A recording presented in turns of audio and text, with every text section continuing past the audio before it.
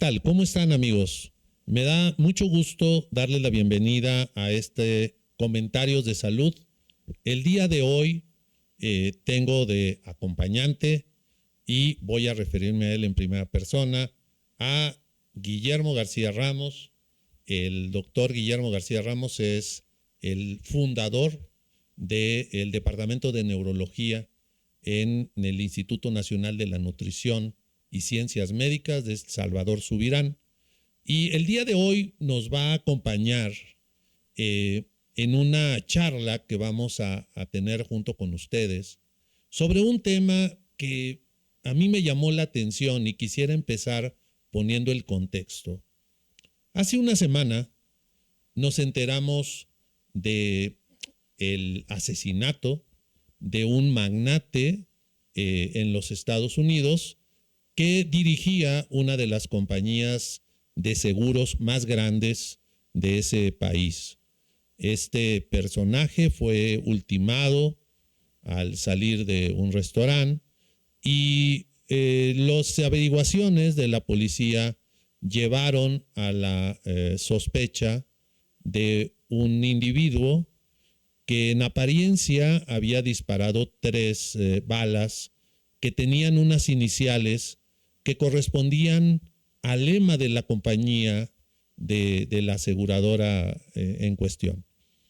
Y este personaje, en apariencia en algunas redes sociales, dio a conocer que la motivación de esto estaba relacionada con el mal servicio que había dado la aseguradora a la atención médica de su madre.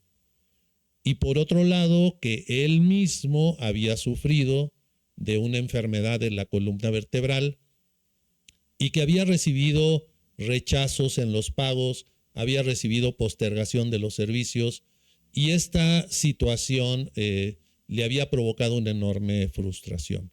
Esta historia termina en que este personaje está preso y que mucha gente se ha solidarizado con él a pesar de ser un criminal, apoyando con dinero para el apoyo de los gastos legales en su defensa, lo cuales han sido rechazados por su abogado.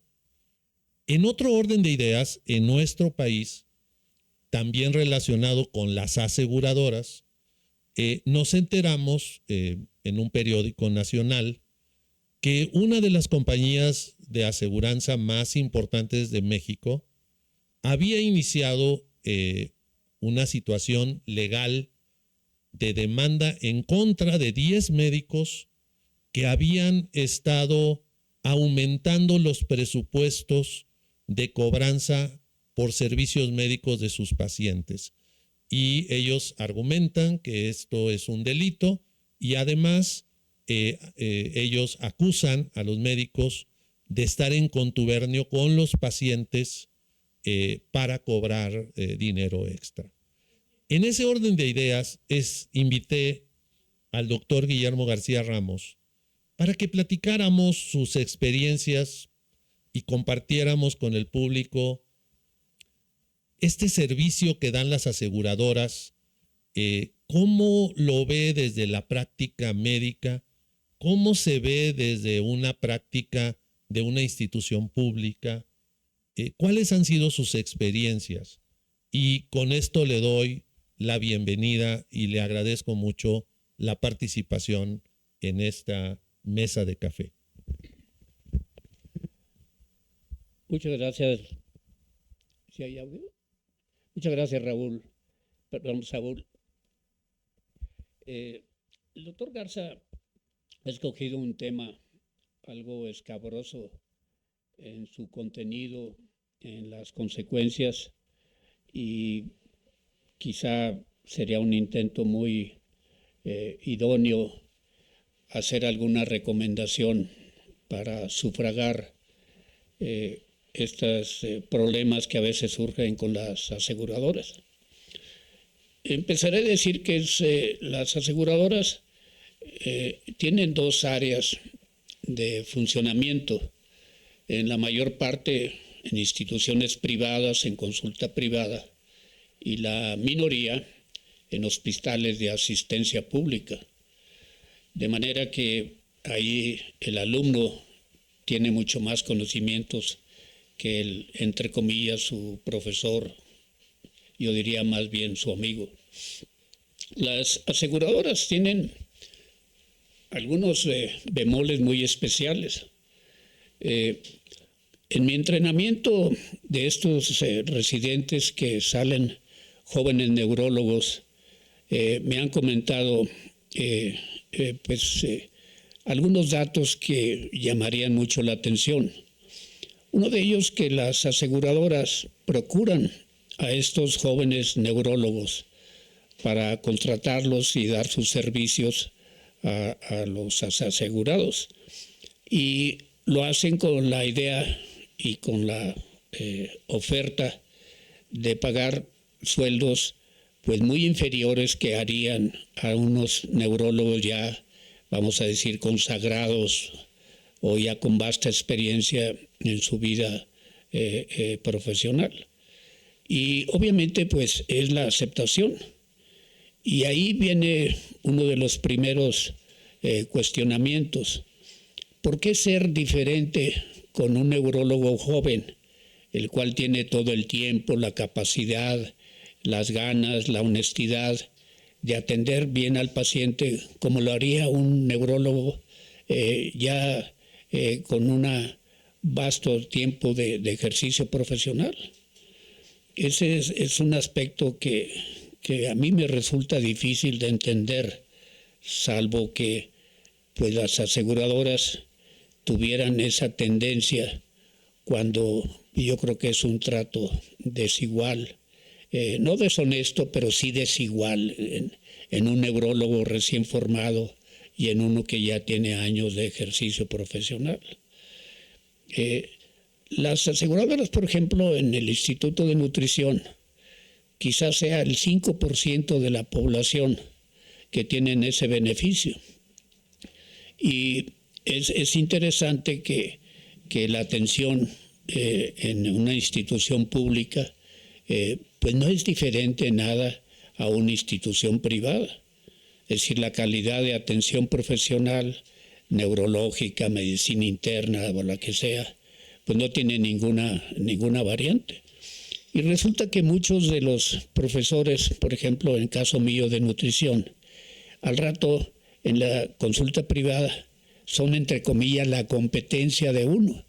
Pero para eso uno los formó, para que puedan disfrutar lo que uno también nos otorgaron los maestros inicialmente.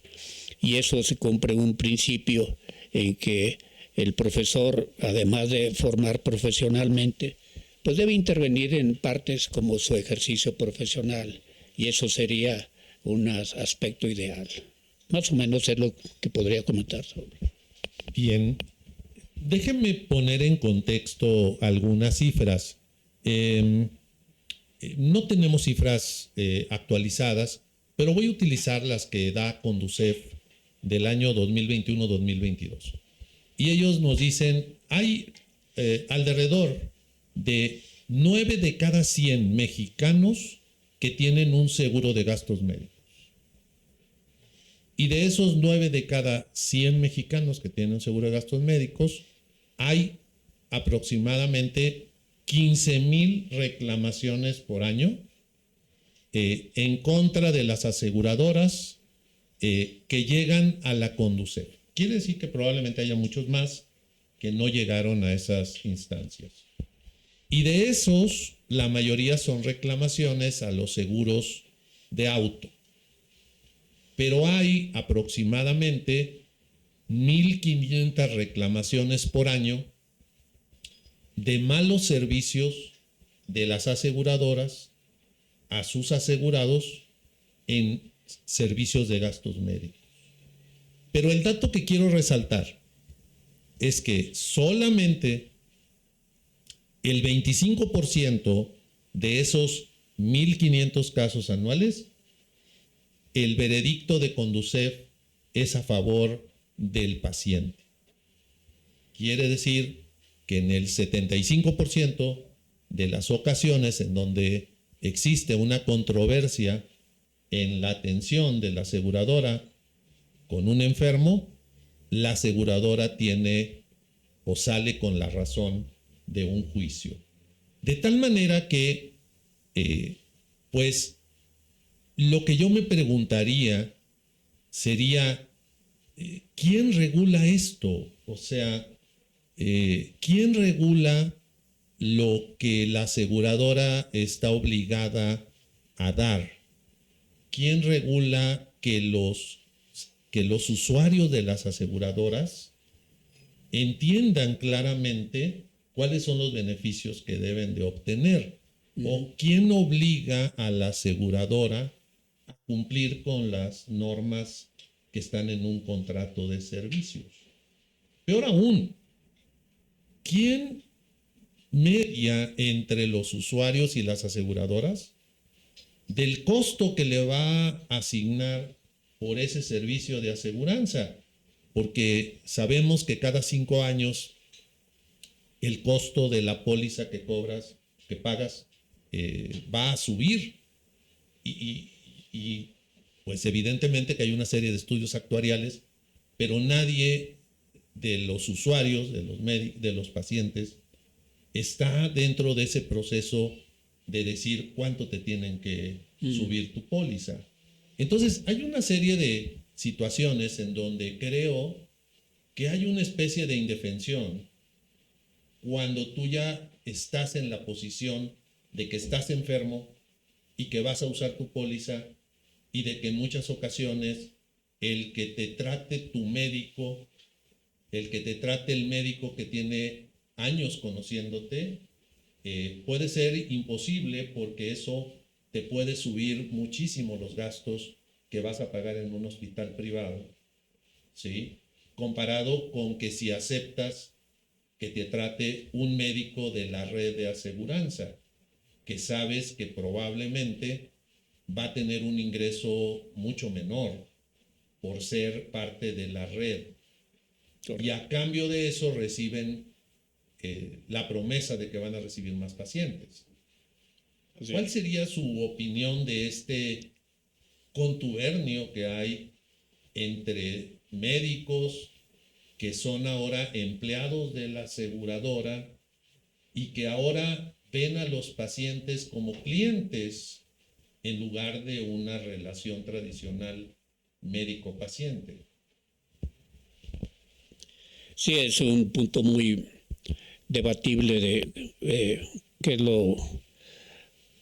cuál sería la mejor manera de hacer un uso de las aseguradoras más conveniente a las dos partes, paciente y empresa. Yo te pondría dos escenarios. Uno es el paciente ambulatorio que tiene un problema médico que le da tiempo de hacer estudios antes de ingresar o durante su hospitalización. Y el otro es la urgencia médica, que obviamente en esta instancia pues se tiene que resolver lo más pronto y mejor que se pueda. En el primer punto, escoge el paciente el hospital y el médico, pero la aseguradora, si no está en red del médico, ya empezó el problema, porque según ellos pues tiene que ser los médicos de red, independientemente si el médico si el internista tiene 10 años de estar viendo al paciente y el enfermo tiene que aceptar que le van a poner otro médico cuyo nombre ni siquiera conoce.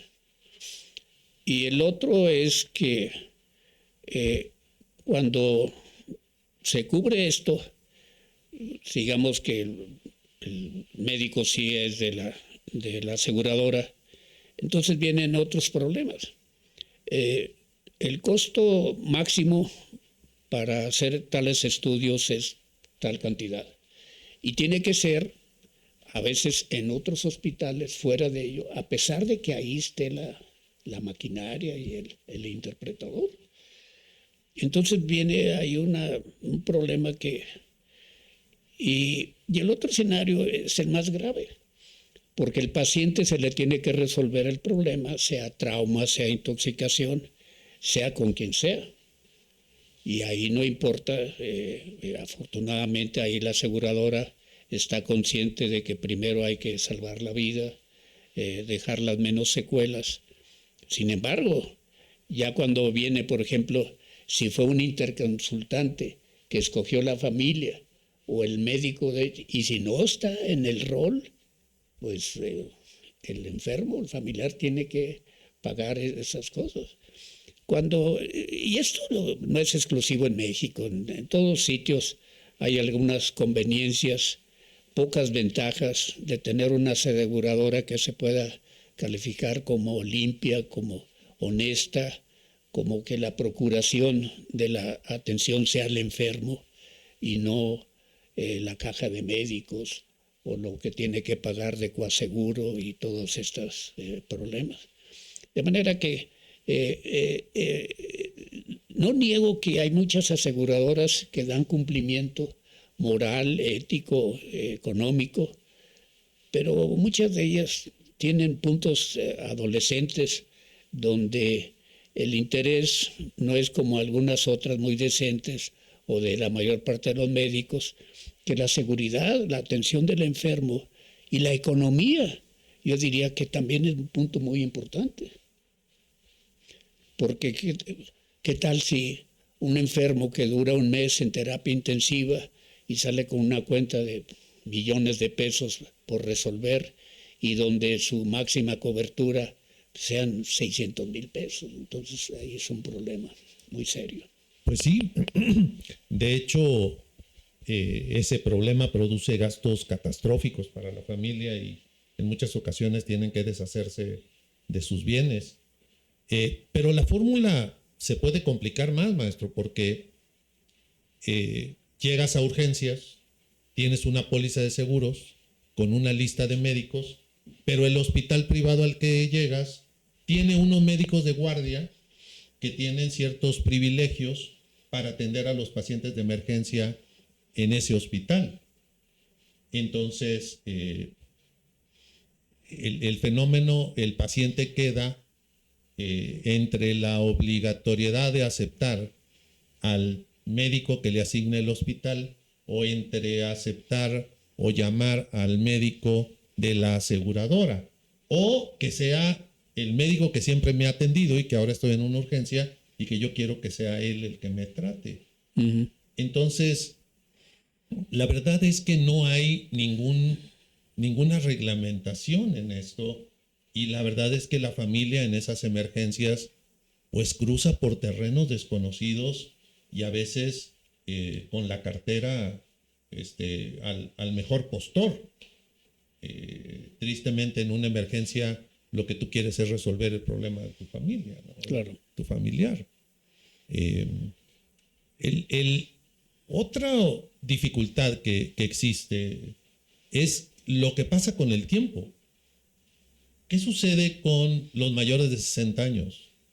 Las pólizas se pagan en cientos de miles de pesos, porque la morbilidad de las personas que tienen más de 60 años, pues incluyen frecuentemente hipertensión, diabetes y otras cosas que van aumentando la probabilidad de tener un suceso mórbido a lo largo de los siguientes años. Entonces, ¿qué estamos viendo? Que las aseguradoras empiezan a subir de manera desproporcionada los costos de las pólizas y personas que habían tenido aseguranza durante muchos años empiezan a dejar de pagar las pólizas y quedan en indefensión en el peor momento de su vida, que es cuando tienen más probabilidades de enfermar. Entonces, este fenómeno tampoco está normatizado, ¿sí? Y no hay una regla que te diga los costos que deberías de pagar, como usted dice, en un acuerdo de beneficio entre pacientes y aseguradoras. Así es. Mi pensamiento sobre este problema es que hay situaciones, por ejemplo, un enfermo, como tú mencionas, de 60 años, que de repente le encuentran hipertensión, una glucemia de 140, antígeno prostático de 6.1. Y si esto no fue informado a la aseguradora, por alguna razón, no solamente si el problema prostático se vuelve a cáncer y no fue informado, la aseguradora en la mayor parte rechaza por no haber tenido la inteligencia o de haber informado.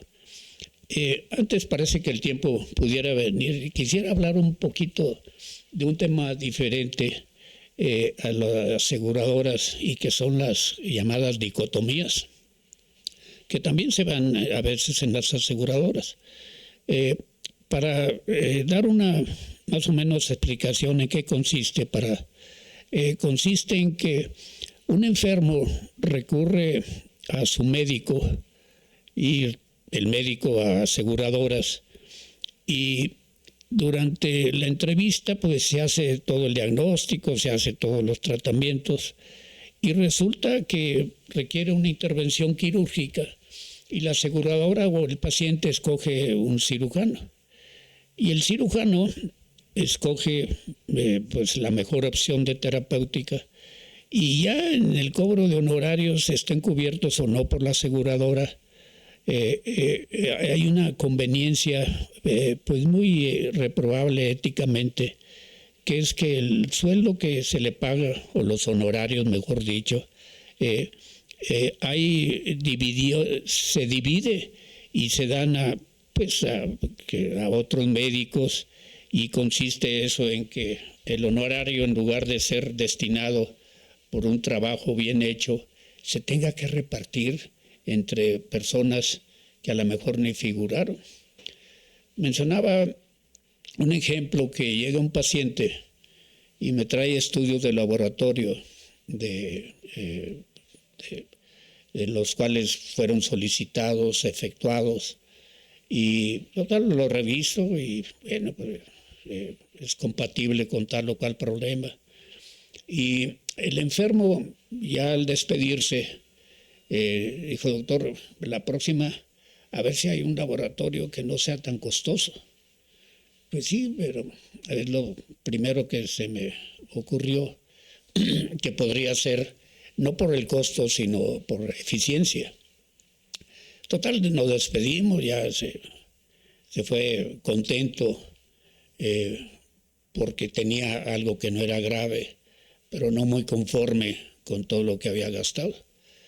Y al despedirse, por cierto, doctor García Ramos, aquí le mandan esto.